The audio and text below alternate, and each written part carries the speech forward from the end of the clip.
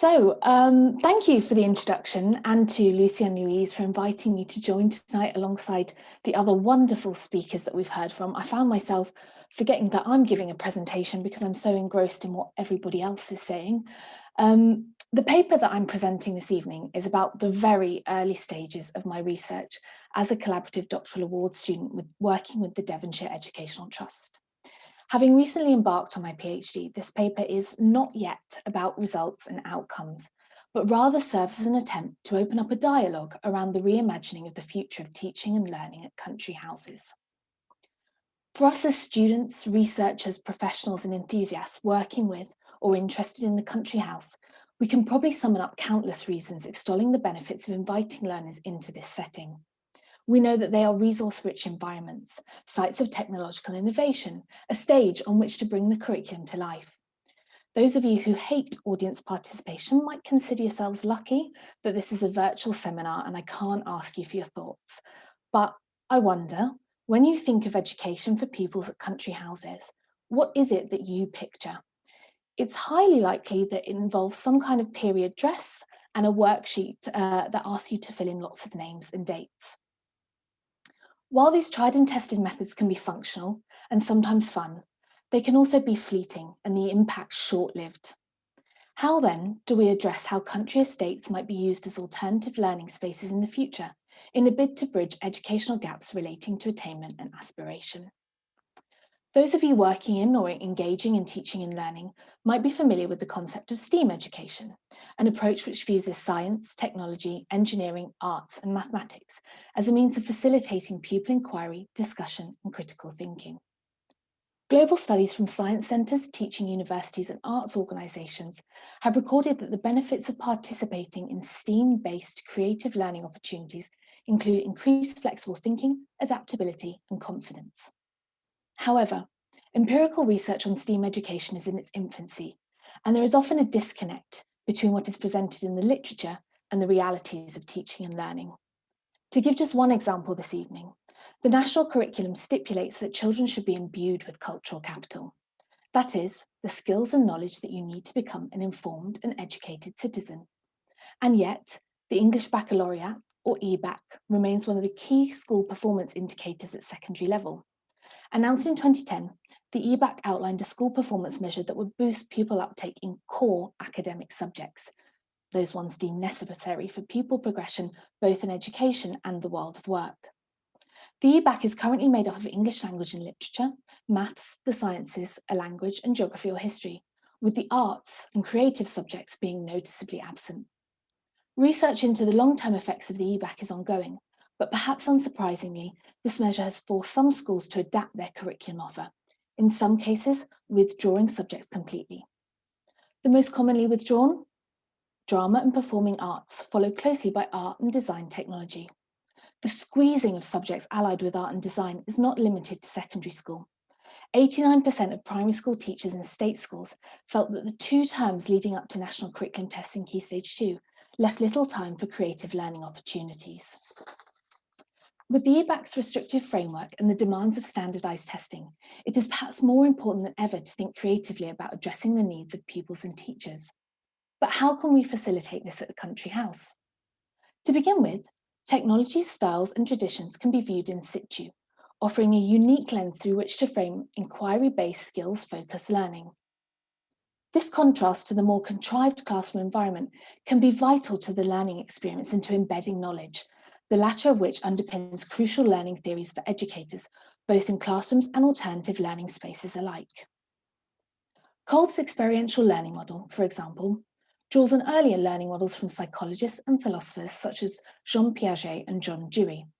The cycle begins with a concrete learning experience from which learners reflect and draw observations before constructing abstract concepts which they can use to inform future actions.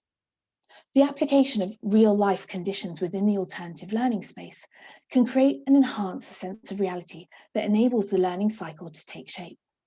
In the case of the country house, this might represent the difference between drawing a circuit and seeing it in its real-world setting, where learners can synchronously explore the impact of electricity on daily life within the country house and what it might indicate about the economic, cultural, or social status of those living there.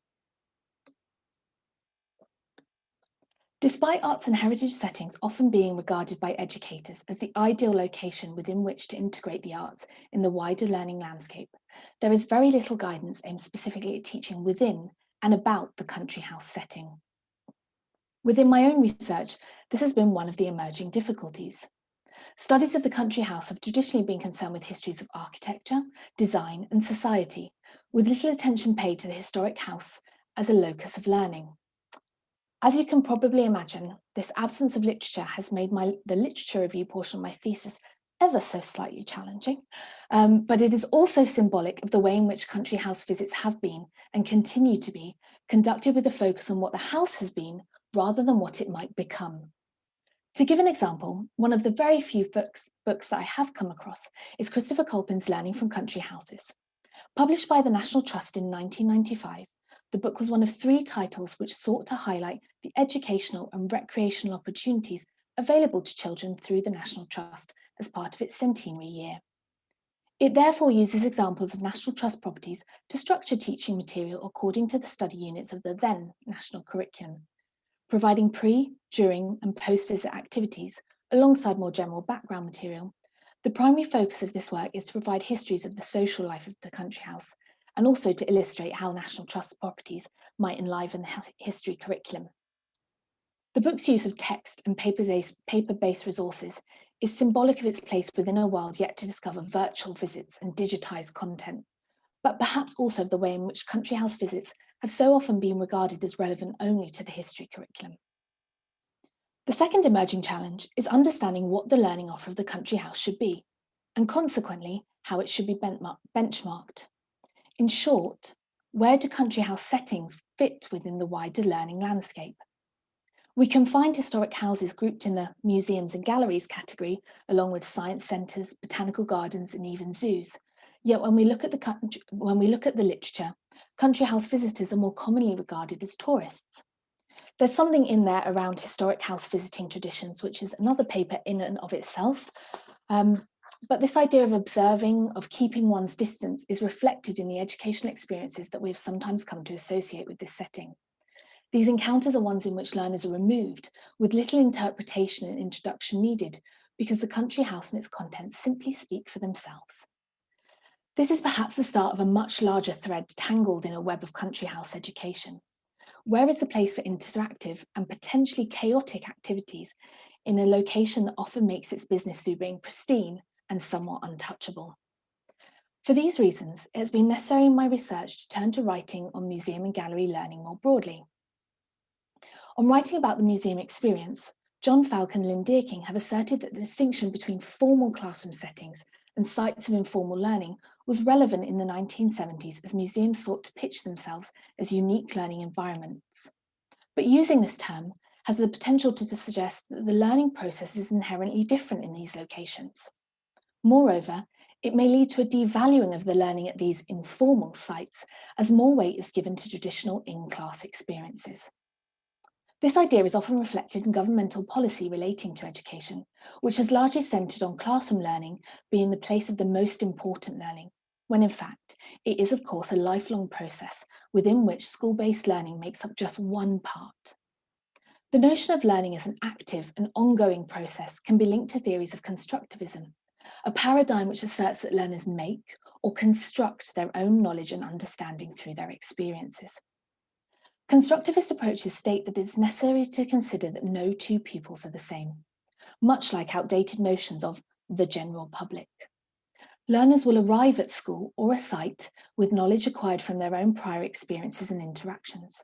And while they will undergo new experiences within the setting, it's important to remember that individuals do not arrive as blank slates. In this way, all learning, whether formal or informal, in class or out, is valuable to the lifelong journey of the learner. In adopting constructivist theory, however, it is necessary to move away from the traditional success criteria that have been set out for learners at country houses, such as the ability to name 3 Tudor monarchs or 4 of Shakespeare's plays. The traditional focus of success criteria on acquiring subject knowledge ignores the interplay between social, physical, and personal contexts which come together as part of a visit to a country house. For Falk and Dearking, the visitor's experience could be altered by the physical environment, their personal history, and the people sharing the experience, whether that be friends, classmates, or strangers. For learners in school groups, this means that the learning outcome cannot always be predicted or directed. A learning programme can be cleverly designed and well conceived, but the novelty of a country house visit, the change in social dynamics between pupils and teachers, and the interactions with new objects must be considered. A focus on reciting facts and retaining figures has sometimes resulted in a lack of evidence to support the learning happening in arts and heritage settings, possibly aligned with the notion that learning must only be about acquiring new information, rather than the application, consolidation, and growth of new ideas, concepts, and information.